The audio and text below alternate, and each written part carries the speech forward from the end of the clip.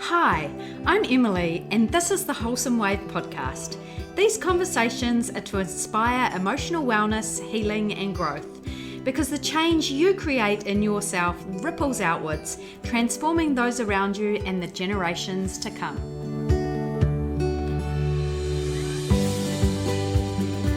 Hello, welcome to this week's episode of my podcast. I am joined today with Kate Morton, who is an executive leadership coach. Kate is a mum of two, and her career began in marketing, sales, and general management. She worked for over 15 years for big international companies, leading by the end of it over 200 people. But despite having access to some of the world's best leadership training through Mars Incorporated, where she was working, Kate found herself burnt out. She had two young children and was going through a marriage breakup. To recover her health, she took a career break and trained as an executive coach, while also taking a massively deep dive into her inner world with modalities such as human design, the presence process, meditation, Vedic wisdom, and a whole lot more, so much so that she can't even remember some of the courses that she did. In 2020, she launched her company, The Transformation Space, offering executive coaching and leadership development. She also ran a pilot course, which I was so lucky to be part of. And I'm not sure if this course ever got a name, but for me, it was all around emotions and confidence and calm. And it was really about authenticity and what it means to be your authentic self. And it was such a pivot point in my journey, and I'm really grateful for that little course. But not being one to sit back and let the grass grow, Kate continued to develop and grow. And most recently, she was forced to rebrand Transformation Space. And this really made her think about what exactly it is that she does, why she does it, and what's different about it to other executive coaching out there. Her company is now called Unmanaged Leadership. What I truly admire about Kate is her curiosity to really go deep, to not settle for the surface, and to always just want to explore, grow, and expand. I'm super fortunate that Kate happens to be my cousin. And as such, we have had many awesome conversations over the years, and I know today is going to be another one of them. So I'm so excited to have you here, Kate. Welcome. Thank you. I'm excited to be here. I'm excited to hear what unfolds. So, Kate, can you paint a picture for us of what your life looked like about 10 years ago when you were leading up to your burnout? Yeah, so 10 years ago, 10 years ago, I didn't quite have two children, but I would have been pregnant with my second. I was working full time in a job that I loved and a company that I loved. I worked for them for a long time in Australia and New Zealand, and but things have been getting a bit more tricky because I probably had some degree of burnout from the time I was probably in my mid-20s, and I was really ambitious, and I kind of just thought to myself, well, this is the price I have to pay, that I'm going to work hard during the weeks, and I'll have to recover in the weekends. And other people don't seem to need to do that, but for me, I don't seem to have the kind of physical resilience, I guess, to not need that. So I was able to do that, and then along came baby number one, and that was challenging in lots of regards. But I got some kind of balance back, and I had an amazing nanny, and then about 10 years ago, along comes baby number two, and he really he really set the cat amongst the pigeons, if you like. So I went back to work when he was 14 months old, and he stopped sleeping entirely. So he would be awake like 3 or 4 hours every single night. And what had become challenging suddenly became, I can't live like this anymore. And I was in a job I loved, a company I loved, and I had an amazing future at that company, which was kind of everything I dreamed of. But the exhaustion was so full on. I mean, I could hardly get through the days. And I started at that point to know that I needed something more. And I'd had an interesting journey with my first child because when she was born, as you well know, she had a very difficult birth and she nearly died. And so that was probably the moment where the questions started in my mind of I had a placental abruption, which is, can be very dangerous. And in my case, yeah, it was pretty horrific. And the risk factors for a placental abruption are things like obesity and drug use and smoking. And I didn't have any of those factors. I was a healthy living person, or so I thought. And so, the questions started to creep in. Well, how come I've had this near-death experience with my first child? And why did that happen to me? I thought I was healthy.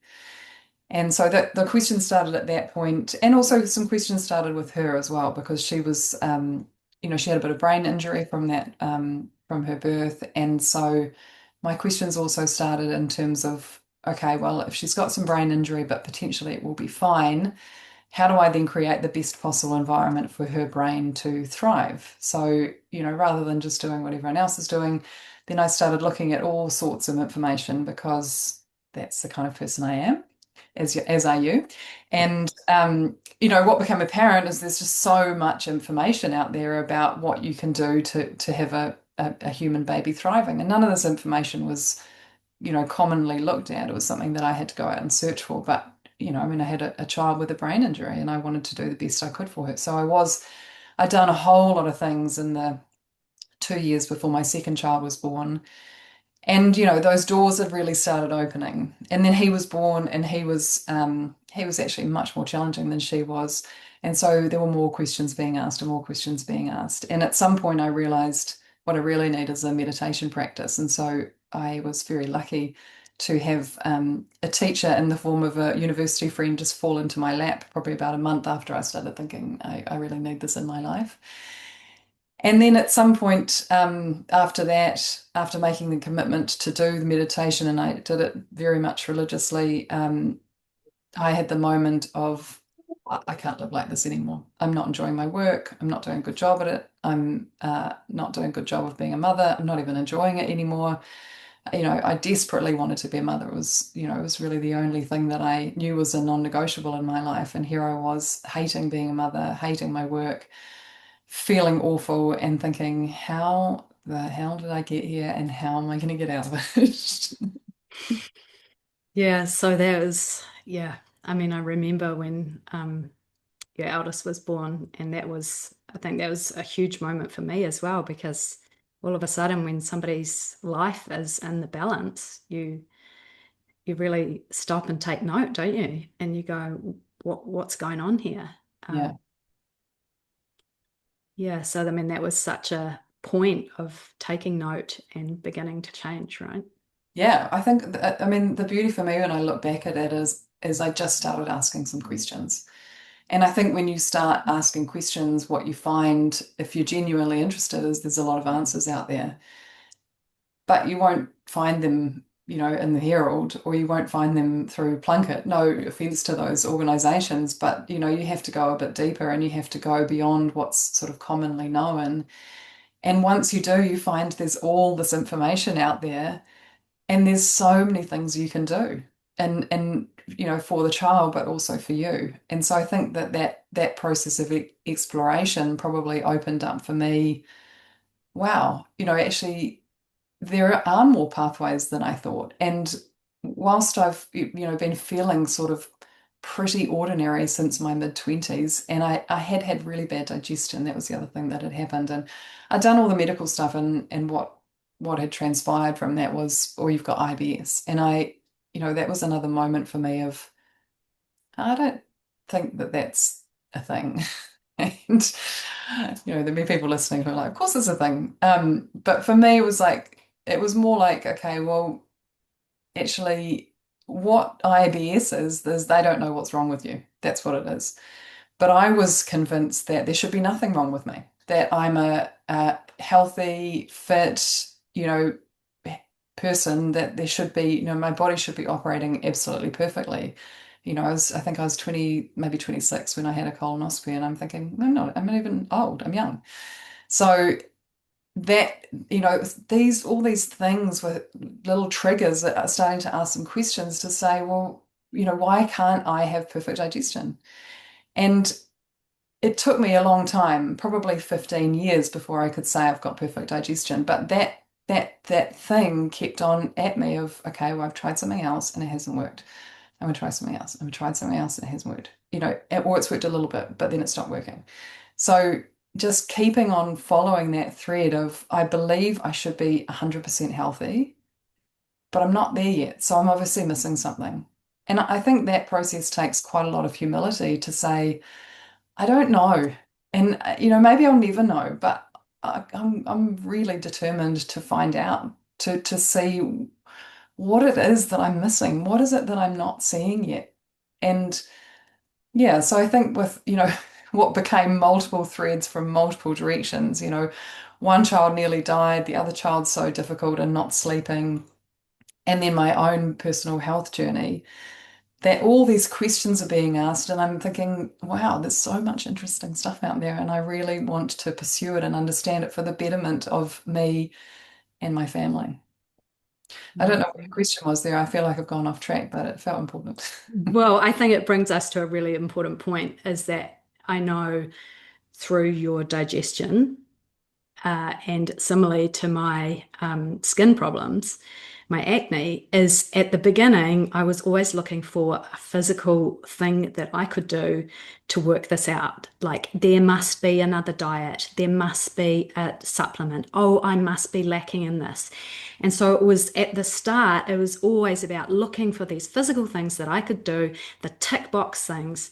But it actually wasn't until I started to go inside myself and go into my authenticity, look deeper at myself, my emotions, what was going on inside of me, that this started to resolve. And I know that's similar for you. Well, yeah, and I think, I mean, this is, I think a big leap for a lot of people to take is that it's so easy to look outside of you, right? Like there must be, I mean, social media is prolific on, do this, get that, take this pill, eat this diet, eat this superfood, do, whatever it is, drink this water, drink this drink.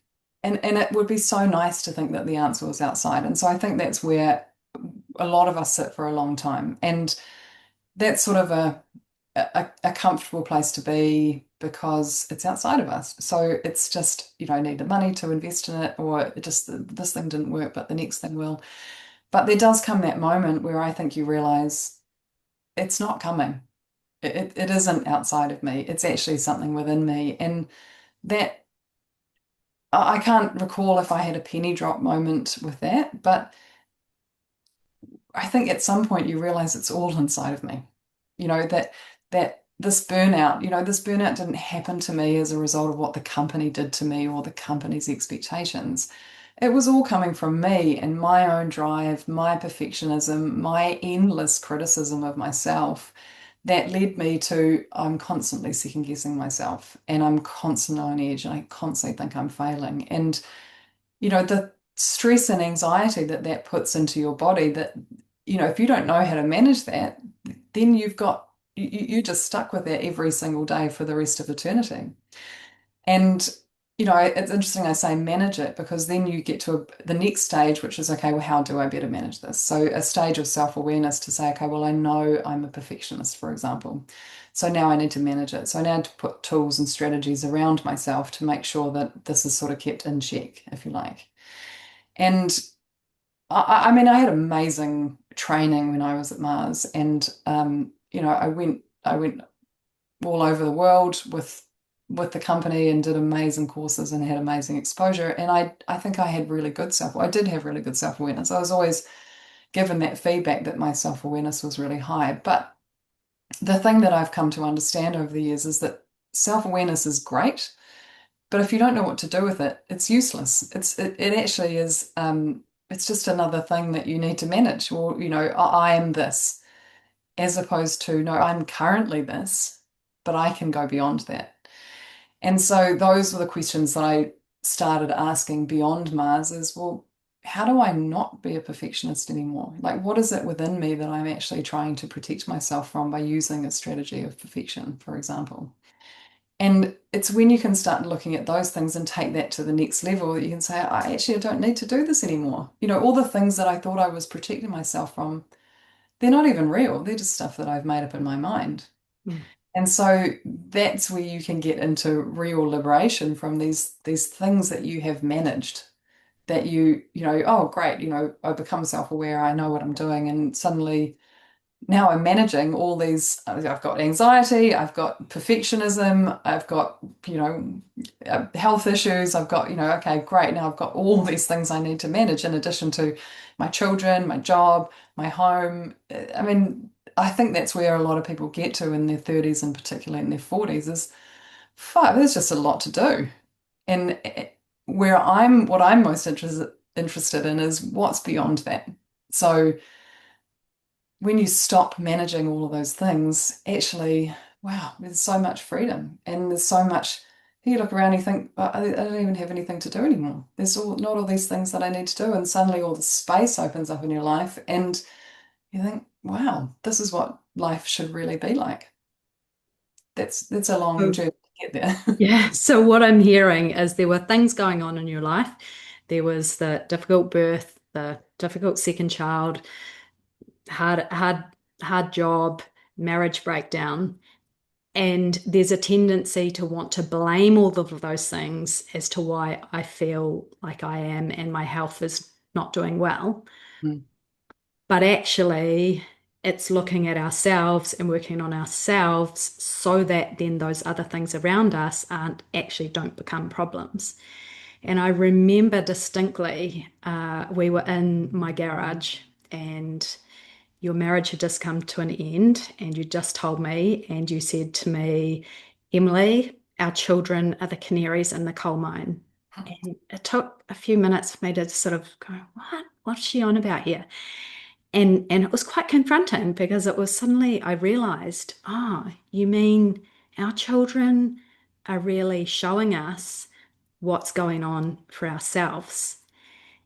And then that has stuck with me ever since you said that. Do you want to just explain a bit more about what you meant? It's so funny because I don't even remember saying it. But what I mean, what I will have meant by that is that our children are like little mirrors to us, right? And I mean, you ask any parent, the most triggering people in your life are your parents, your children, and your partner. Those people who are you're closest to, and arguably your children in particular, you can't get away from them, right? They're your children.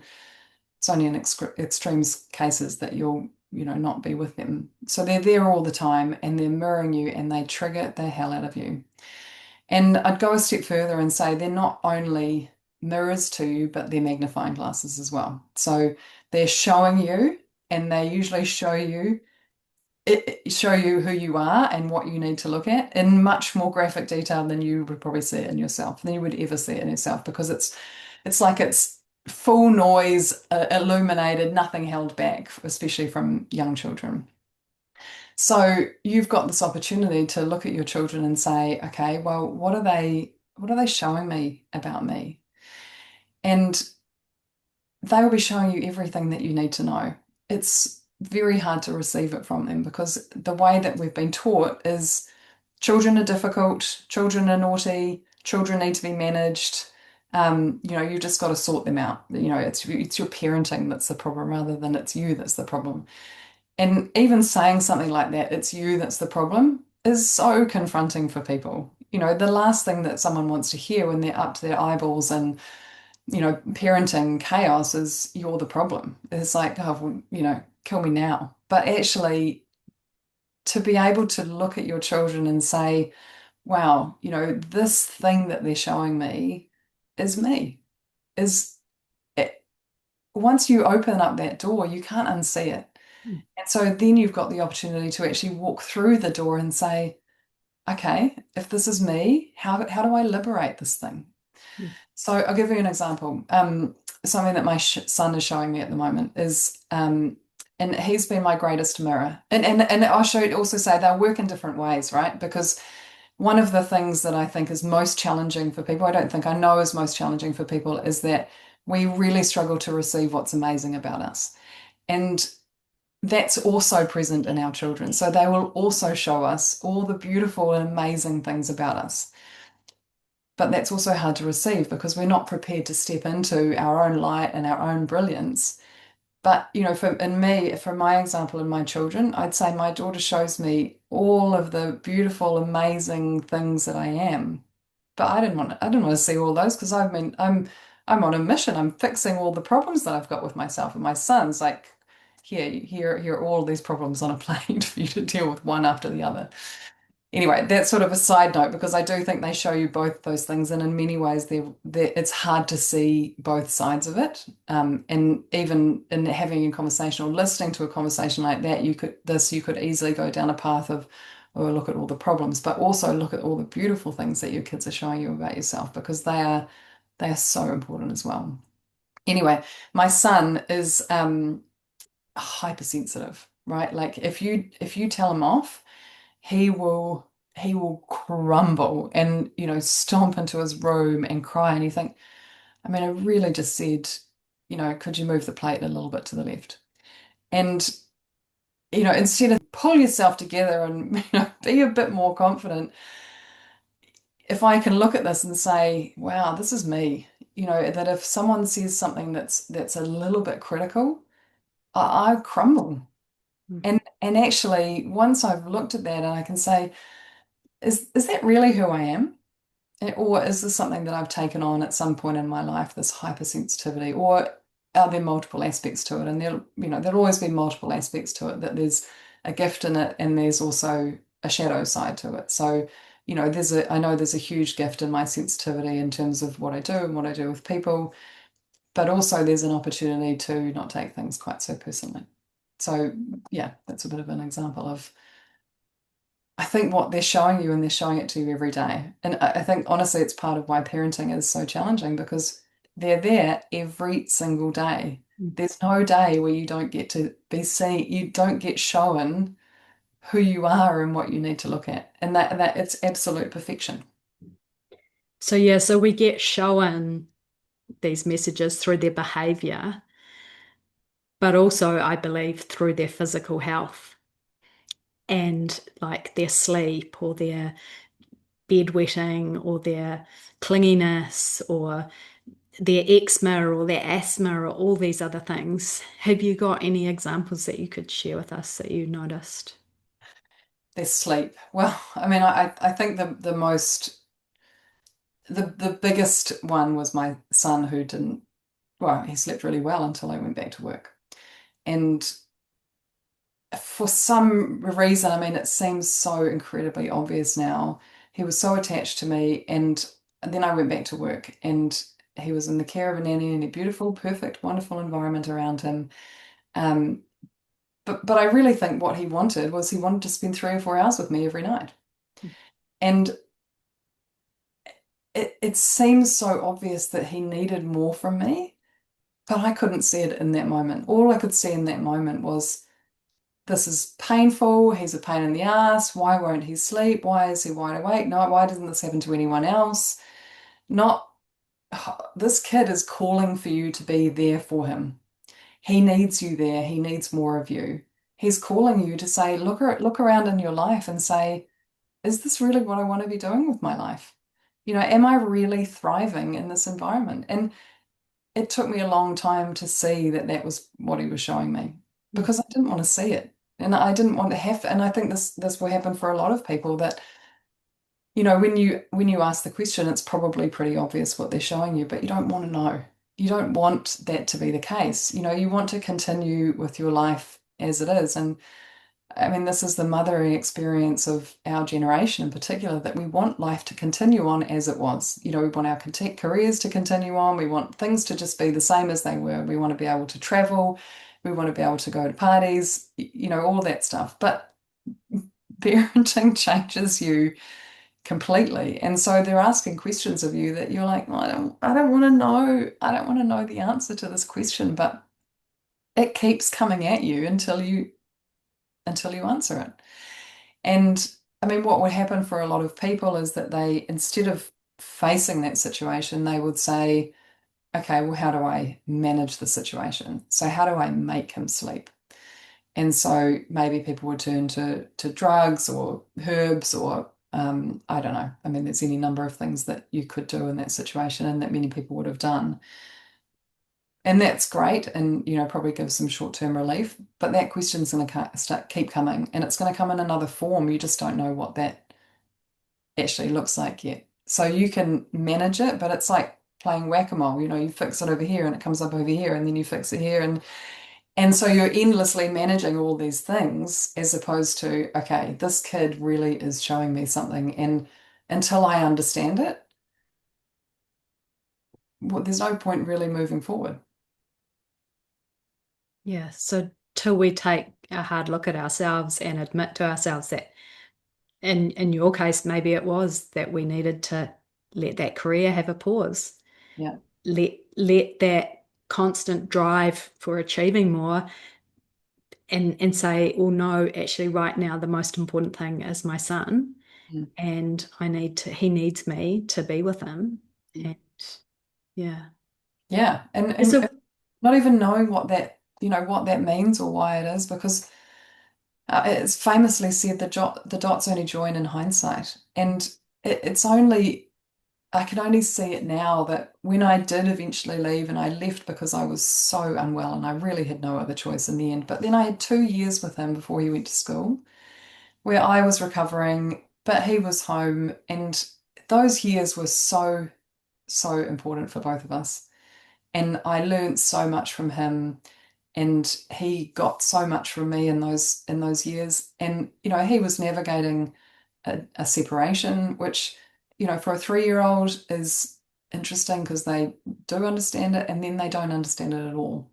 But they can't communicate any of that, so they've got no real conscious awareness of what's going on, but they know lots is going on.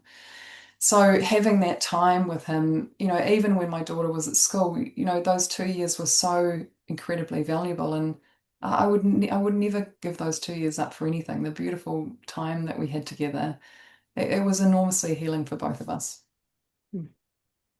so why do you think it feels so much easier for us to try and manage our kids rather than being able to turn the lens inwards and look at ourselves? Yeah. Well, I think turning the lens inwards is a hard thing to do because it takes a lot of humility to say, I don't know, I don't yet understand, and also I don't know how to change. So even if I do find something, what am I then going to do about it? I think that would be the question that people would subconsciously ask is, even if I find out, what will I do with that?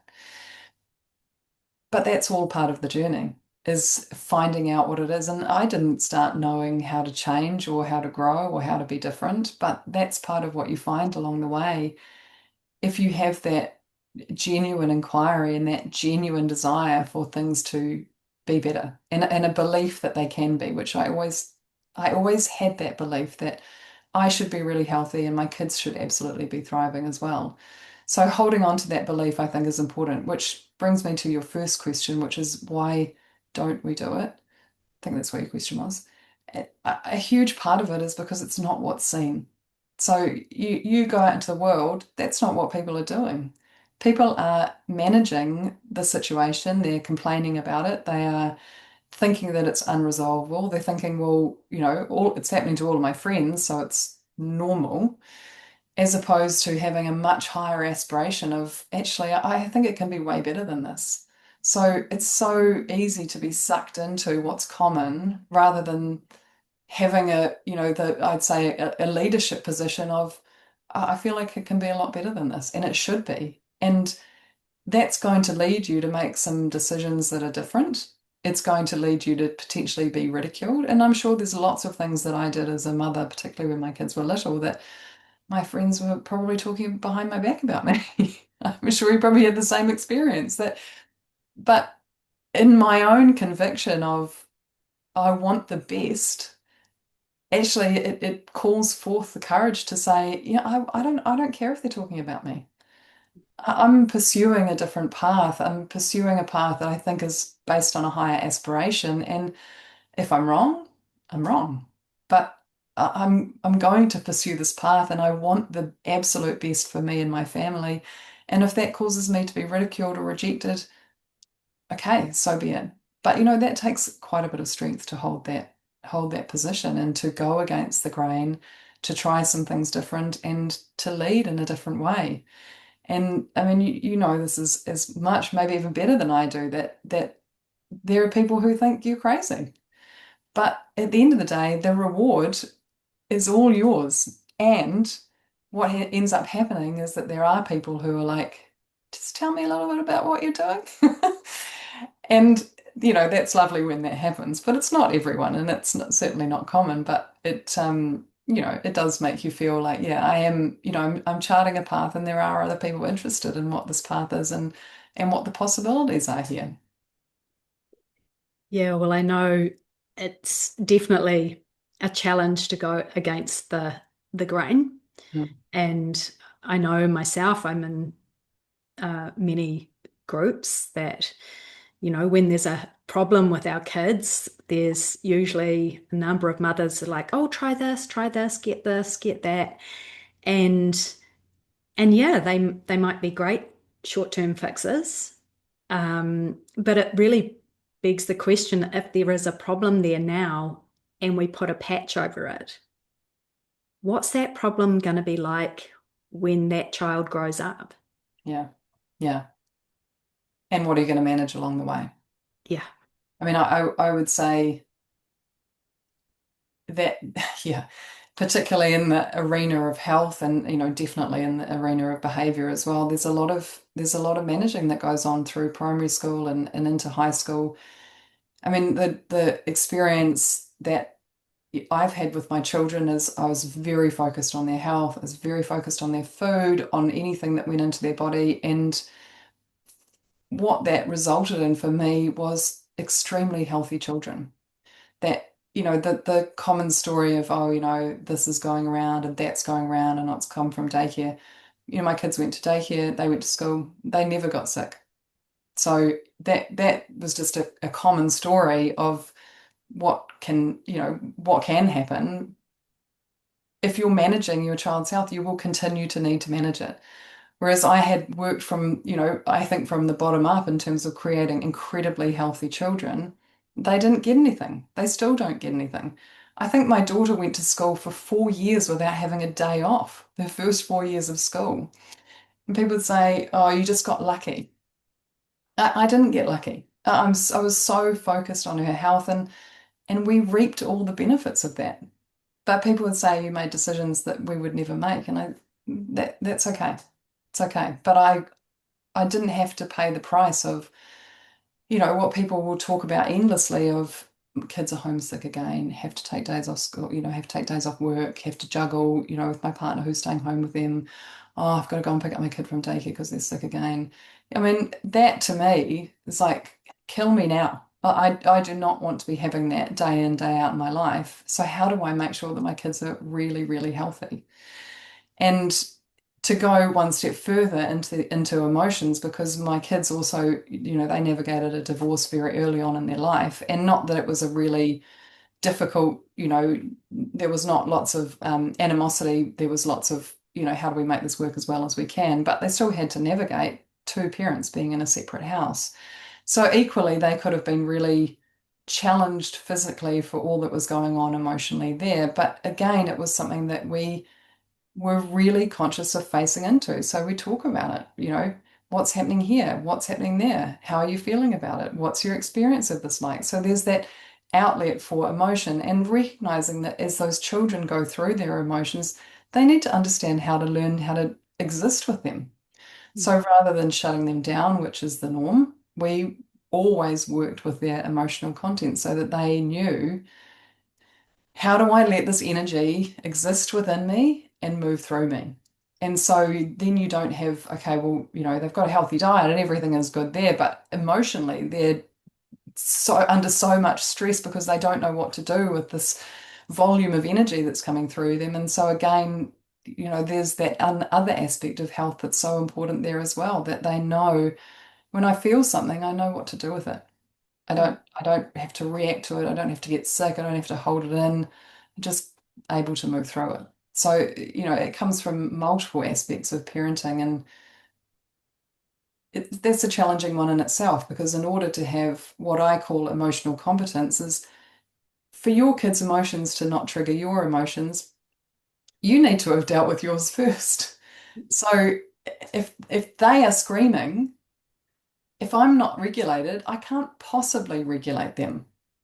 But if I'm regulated, if I don't get triggered by what they're going through, I can hold space for them and they'll move it through. They realize it's not dangerous to feel, it's not difficult to feel, it's just going to take a few minutes. And so, I mean, it's such a critical part of humanity, in my opinion. I mean, it's huge, absolutely huge in leadership. Um, but yeah, it's so incredibly important to develop that capacity. And I think kids who develop it as children, they are set up so well to become great adults. You know, adults who are healthy, well balanced, contributing, doing what they love. It's a foundational part of humanity that is so deeply misunderstood. So the tagline for your company, Unmanaged, stop managing what limits you, transcend it. I mean, that is just gold because, as we've just talked about, you can apply it to your work, you can apply it to your children, you can apply it to your emotions. You really need to stop managing the problems and transcend them. And that all begins really by looking inside yourself, right? Yeah, yeah. It's not anywhere else. I mean, it's presented to you from the outside world all the time. And I always say to people, when I take them through a coaching program, we start with a very structured program and then we move into something that's completely unstructured. And set objectives at the outset to that. And then I say to them, it's not structured beyond that point, because what will happen is the outside world will bring you everything you need to develop in exactly the right sequence of when you need to develop it. And it does. And it doesn't just bring it to you in your work, it brings it to you in your parenting, in your health, in your car accidents, in your altercation at the supermarket, in your situation with your parents, whatever it is, life will bring it to you at the exact moment that you're ready to learn it and to move through it. But it won't happen by you dealing with it outside of you. It will happen by you dealing with it inside of you. Well, I know I've really admired how you navigated your marriage breakup because, that's such an opportunity to go to blame the other person, to point outwards and just say, look, it was all their fault and it was this, this, and this. But I've always felt that you're willing to turn the lens on yourself and do the work yourself. And just like you described, I think we've seen you had that horrific birth story, the difficult second child, the marriage breakup. Like life was really sending you those messages. Hey, we need to take a look inside. And to your credit, you have done that so amazingly. But it's not easy, right? No, no, I mean, I wouldn't say it's easy at all, but yeah, there's a great expression, choose your hard. And I would say what's much harder is having to manage all those difficult situations. And for a lot of people, it's difficult decisions that they wish they could make. Like, I could easily still be in that marriage. It wasn't really bad. He's a lovely person. He's a great dad, but it didn't serve either of us. And so making a difficult decision because it's in your highest good, and life is sending you these messages that you need to move on it, you've got to listen to it. Otherwise, you get stuck in this situation of, I know I'm not in the right place, but I'm not prepared to make the decision to move into the right place. But that decision is hard. And also, not to say that that process was easy. It was really hard to say, well, I'm 50% of this relationship. I've got to take 50% of the responsibility and navigate all that comes after it. We're co-parenting these children for almost decades beyond the time that we separated. So do we want to do this the hard way or do we want to do it the constructive way and face into difficult challenges? I mean, we're living in Australia now and we've had to have many difficult conversations about how do we make that work? How do we make it work for us? How do we make it work for our children? And how do we make it a really positive experience? And that doesn't mean, oh, easy, happy, rosy conversations. It means some really tricky, difficult, emotional conversations which you say things that you wish you hadn't said, conversations which you just, get so fired up, you don't know how you're going to move past it, but you do because you made a commitment. How do we make this work for our children? How do we make this work as best we can for us? So, yeah, I mean, I don't think life mostly happens in all these rosy moments. I think it happens in the grit and being willing to face into the grit with the intent to get through it. Absolutely. So, how do you think your personal transformation has affected your children's well-being? I think it's just been essential for them that they, I mean, they're always responding to me, right? So they're so tuned into particularly the mother, I believe. And if I'm not doing great, I don't think they'll be doing great either. And so I think probably as I have grown and grown and grown, I watch them grow and grow and grow.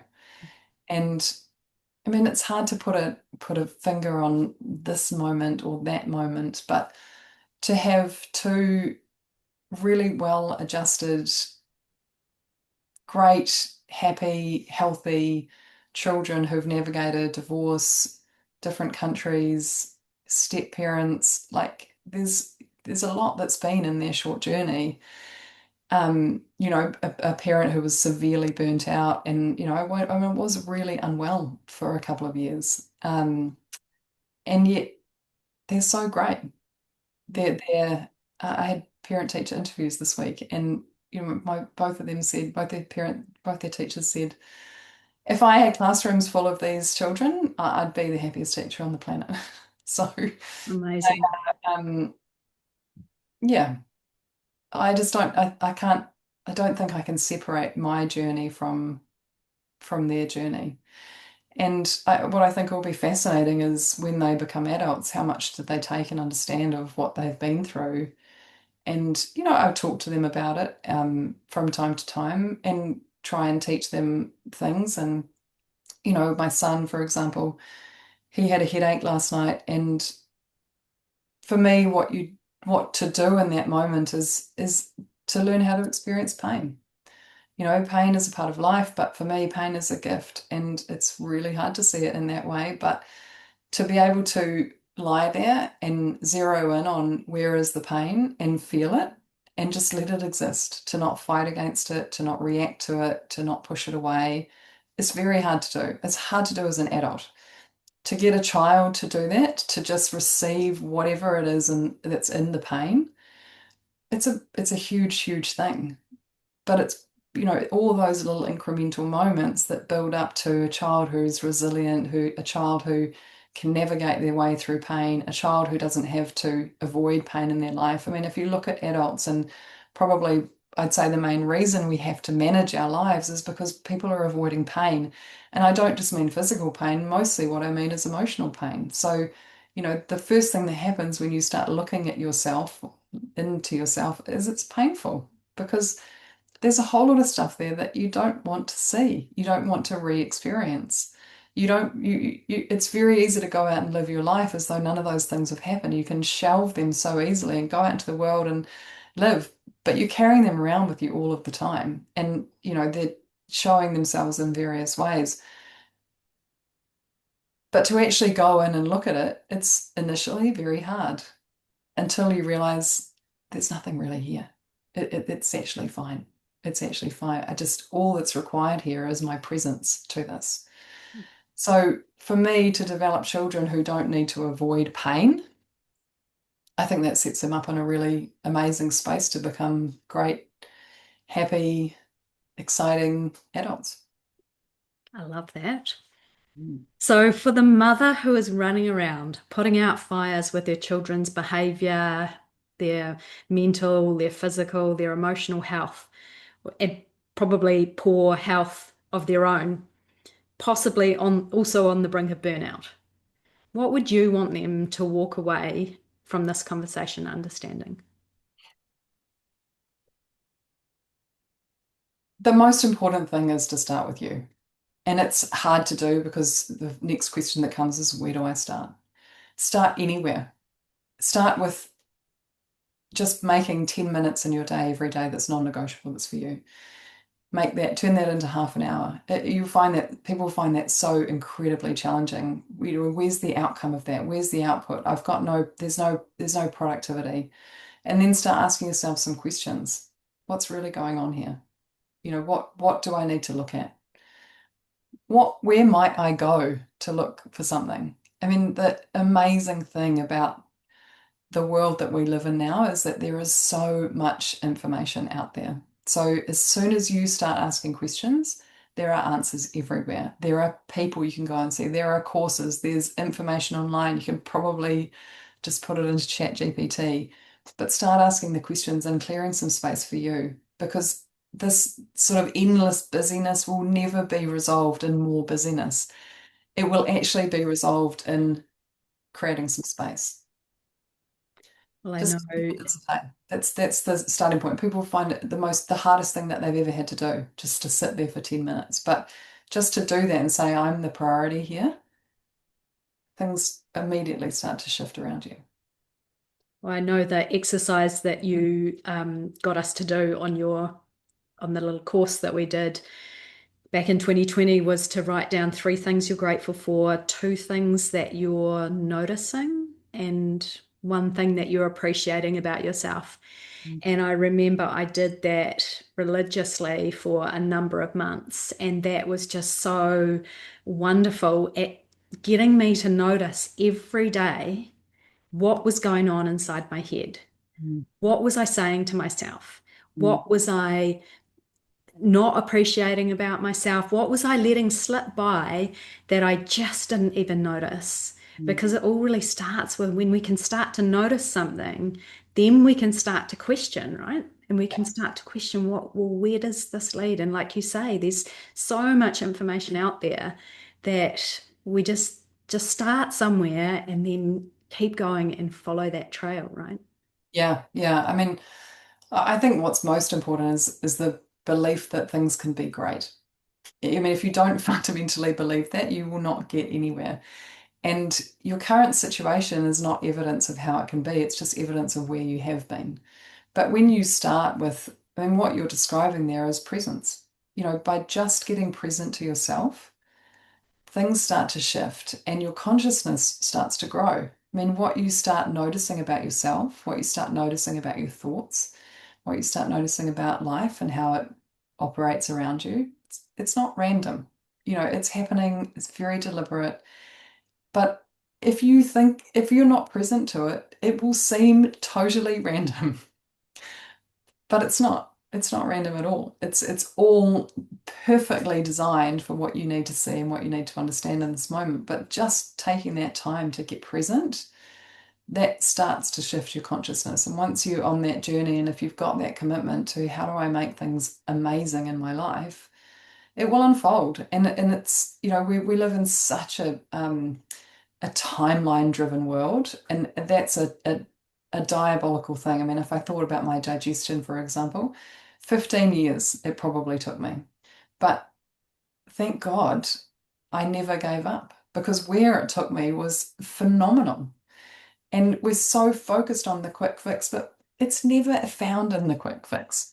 It's found in the I'm committed to this, I'm doing this day in, day out, under all circumstances. That's where it happens. It's in the commitment. And ultimately, that commitment is a commitment to yourself. I mean, it's kind of really simple, but it's sort of almost the hardest thing to do is make a commitment to yourself. And yet, everyone complains about their life experience. Well, how committed are you to you? Yeah, 100%. And I know I definitely found it hard to think about these random or these so-called thought things that I thought were random happening in my life as, oh, that's just, that's just coincidence and that just happened at that time and happening to me. But like you say, when you start to dig deeper and to understand what's going on, you can't unsee that. And it becomes really clear when you've got to, stop and have a hard look at yourself, right? Yeah. Yeah. And I always think the irony is it's never as hard as you think. Like when people come in there, sometimes clients will come and they're so terrified about what's going to be uncovered. I've not had one person who's like, I can't handle it. It's never that bad.